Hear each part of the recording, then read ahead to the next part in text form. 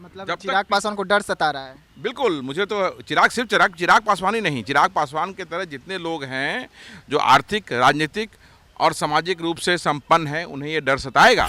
हम लोगों ने संघर्ष किया सड़क पर बिहार के चौकीदार भाइयों के लिए, बिहार के चौकीदार पासवान भाई, दफादार भाइयों के लिए। और जो अनशन वहाँ चल रहा था, ये लोग जाके दिग्भ्रमित करके बेचारे अनशन जो कर रहे थे, जो हमारे चौकीदार दफादार भाई, वो अनशन तोड़वा दिया कि हम इसको चौकीदार दफादार एक बड़ा आंदोलन की तरफ बढ़ रहा है। और मैं उसमें यह साला जो है, पहले रामविलास जी का पूरा परिवार हुआ करता था, चिराग पासवान आए तो पूरा परिवार कर दिया बुझा दिया। इसके गंभीर परिणाम चिराग पासवान जी को ये भुगतना पड़ेगा, जो झूठ वो समाज में जाके बोलते हैं।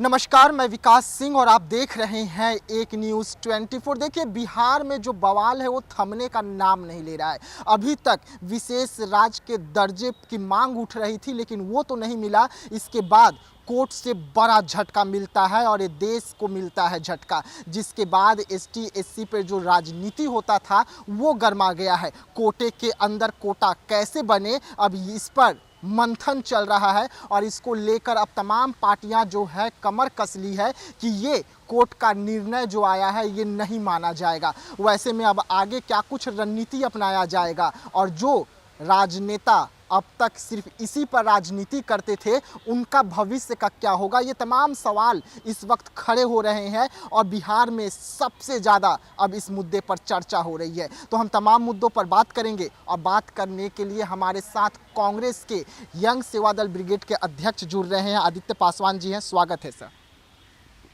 कैसे देख रहे हैं सर कोर्ट का जो निर्णय आया है, इस निर्णय को आप कैसे देख रहे हैं, आपकी पार्टी कैसे देख रही है? देखिए, कोर्ट का जो ये निर्णय है ये विरोधाभास से भरा हुआ है और मुझे लगता है कि इसमें एक गंभीर तरीके से इसको रिव्यू की आवश्यकता है, क्योंकि कोर्ट ने किस मानक के तहत ऐसा डिसीजन दिया कि उसमें डिवीज़न हो, कोटे के अंदर कोटा हो।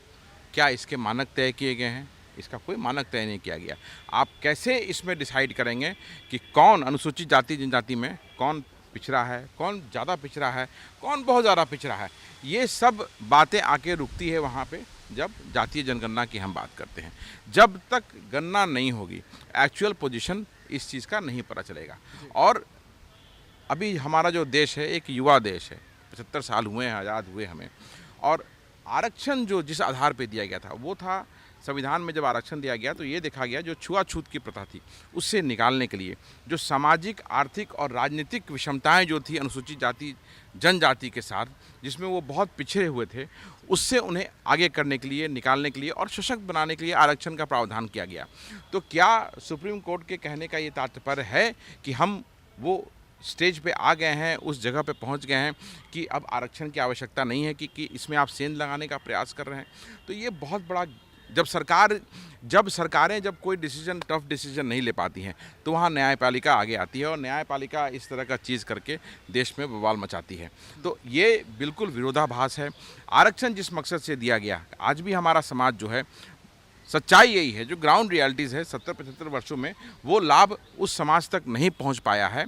इसके बहुत सारे रीज़न हैं, वो एक अलग विषय है।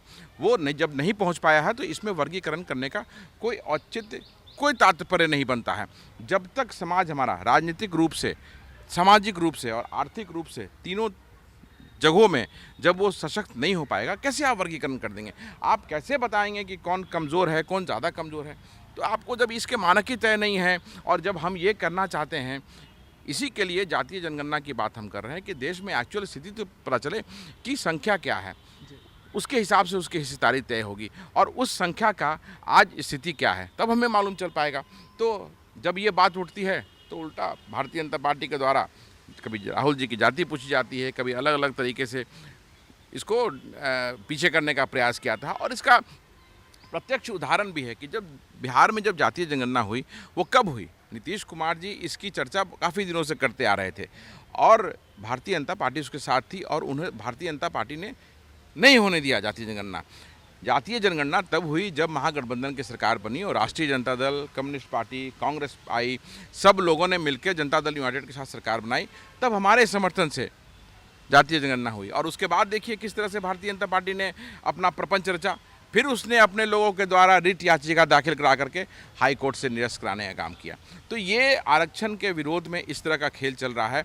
और पहले क्या था, हिंदू मुस्लिम कराने का इन्होंने प्रयास किया, फिर हिंदू हिंदू, अब जातियों में ये बांट करके जातियों को लड़ाने का प्रयास कर रहे हैं। और खासकर अनुसूचित जाति जो अभी तक पिछले पंक्ति में बैठा हुआ है, उसके लड़के जो हैं, जो आगे आना चाहते हैं लेकिन समाज की विषमताओं के कारण जो आगे नहीं आ पा रहे हैं, उनको आपस में लड़ाने के लिए ऐसा काम किया जा रहा है। अब इसमें कोटा के अंदर कोटा की बात कर रहे हैं, क्रीमी लेयर की बात कर रहे हैं। क्रीमी लेयर आप कैसे तय करेंगे?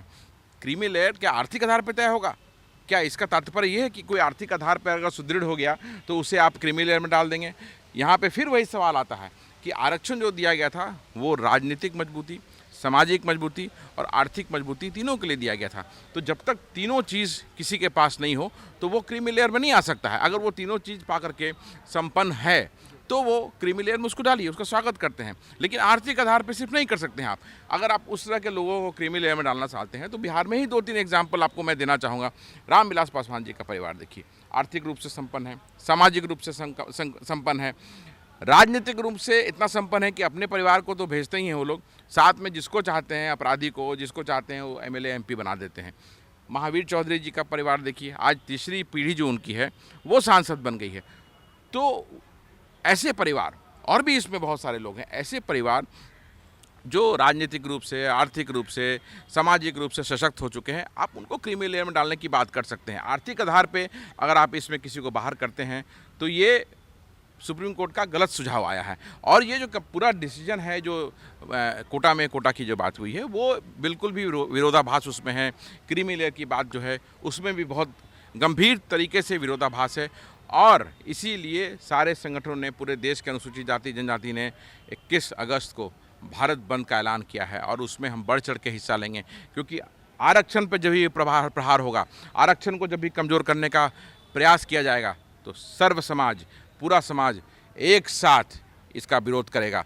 याद कीजिए आप 2018 अप्रैल का महीना, वो जब SC ST एक्ट पर इसी तरह से सुप्रीम कोर्ट ने प्रहार करने का प्रयास किया था। भारतीय जनता पार्टी को देश के अनुसूचित जाति जनजाति ने मजबूर कर दिया, आंदोलन करके उन्हें अध्यादेश लाना पड़ा। तो फिर हम मजबूर करेंगे और उन सरकार को अध्यादेश लाना पड़ेगा इसके। लेकिन अगर हम बात करें इस वक्त बिहार में, तेजस्वी यादव इस पर बड़ा बयान दिए हैं, उसके साथ तेजस्वी यादव के साथ चिराग पासवान पहली बार खड़े नजर आ रहे हैं तेजस्वी यादव के बयान पे। समर्थन करते हैं चिराग पासवान का कि वो महागठबंधन से सुर में सुर मिला रहे हैं? मैंने चिराग पासवान का बयान सुना नहीं है, क्या उन्होंने कहा है। जब तक मैं पूरा बयान उनका देख नहीं लूँ, सुन नहीं लूँ, इस पर बोलना कुछ भी उचित नहीं होगा हमारा। किस तरह से बोले हैं उन्होंने, कि वो जब क्रीमी लेयर की बात आती है तो मुझे लगता है कि स्वाभाविक तौर पर वो सबसे पहले इसका विरोध करेंगे, क्योंकि क्रीमी लेयर में कोई अगर आएगा तो सबसे पहले उनका ही परिवार आएगा। तो अगर क्रीमी लेयर की सिर्फ बात उन्होंने की है तो स्वाभाविक है कि वो इसका विरोध करेंगे ही। क्योंकि आज जो जिस तरह से लोग ने एक राजशाही परंपरा बना दी है कि सारी सीटों पे इन्हीं का कब्जा हो गया है, तो जब तक समाज में जो पिछली पंक्ति में हमारा भाई जो बैठा हुआ है वो विधायिका में नहीं अगर जाएगा, संसदीय प्रणाली में नहीं जाएगा, तो समाज का विकास होना संभव नहीं है। मतलब चिराग पासवान को डर सता रहा है? बिल्कुल, मुझे तो चिराग पासवान ही नहीं, चिराग पासवान के तरह जितने लोग हैं जो आर्थिक, राजनीतिक और सामाजिक रूप से संपन्न हैं, उन्हें ये डर सताएगा।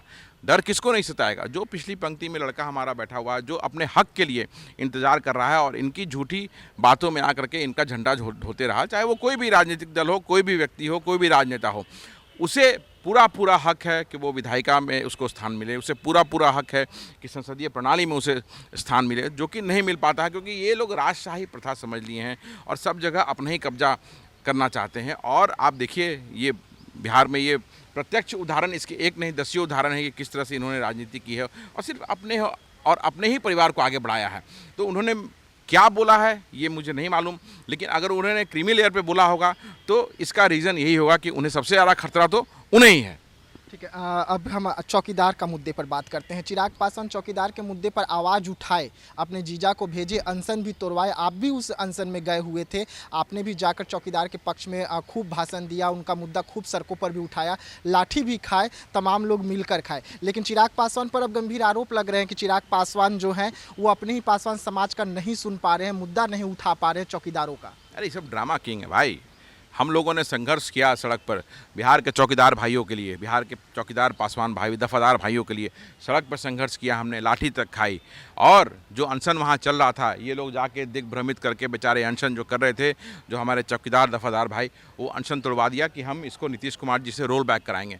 इसकी चर्चा भी आज तक कुछ नहीं हो रही है, और चर्चा नहीं हो रही है तो इससे गंभीर परिणाम होंगे और बिहार का चौकीदार दफादार एक बड़ा आंदोलन की तरफ बढ़ रहा है और मैं उसमें मुखर रूप से उनके साथ में उनकी आवाज़ को बुलंद करूंगा। मतलब महागठबंधन साथ देगी? बिल्कुल साथ देगी। जहां हक की बात होगी, किसी के भी हक की बात होगी, तो कांग्रेस पार्टी, राष्ट्रीय जनता दल, कम्युनिस्ट पार्टी सब मिल के इंडिया अलायंस महागठबंधन ने हमेशा साथ दिया है और हमेशा साथ देते रहेगा। अच्छा सर, आपको नहीं लगता जैसे दफादार चौकीदार जो हैं वो कह रहे हैं कि चिराग पासवान ने हमें धोखे से अनशन तोड़वा दिया अपना जीजा जी को भेजकर और हमारे पीठ में छुरा घोंपने का काम किए हैं, क्योंकि उनका वादा था कि लोकसभा में मैटर को उठाया जाएगा इस मामले को, लेकिन लोकसभा में तो इसका दूर दूर तक जिक्र नहीं हो रहा है।